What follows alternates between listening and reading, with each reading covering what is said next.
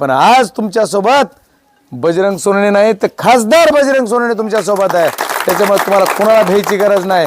कुणी तुमच्याकडे वाकड्या नजरेनं बघितलं काय ॲडजस्टमेंट करायला आला तर दुसऱ्या मिनिटात मी तुमच्या जवळ येईल असा शब्द देतो. त्याच्यामुळे भूतवर सुद्धा घाबरू नका. हा पट्ट्या उमेदवार सुद्धा आम्ही परळीतच ठेवणार. तिकडं अंबाजोगाईत बघू काय असेल ते.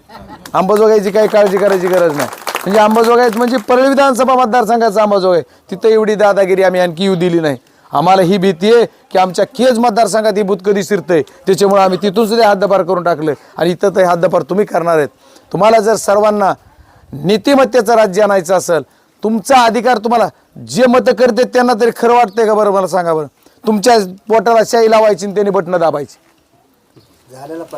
हा आता ही आमचा कुठे आमचा ही काय माणूस बघा त्या गावामध्ये लाईव्ह आला आहे माणूस. ते एवढ्या भ्रष्ट या भ्रष्ट तुमची जी लोकशाही मधली प्रथा असणारी ही यंत्रणा, या यंत्रणेने लाईव्ह आलेल्या माणसाला सुद्धा नोंद घेतली नाही.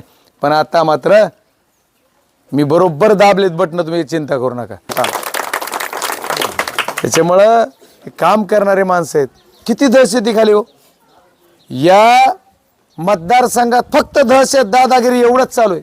आणि ती जर तुम्हाला बंद करायची असलं तर ओपन व्यासपीठ केलं पाहिजे. डॉक्टर बाबासाहेब आंबेडकरांना लोकशाहीमध्ये तुम्हाला जो मताचा अधिकार दिला आहे त्या मताचा अधिकार तुम्हाला रास्त निभावता आला पाहिजे. याच्यासाठी बदल हवाय. या मतदारसंघामध्ये कुठलाही बूथ घ्या, कुठल्या एका जाती धर्मावर नाही.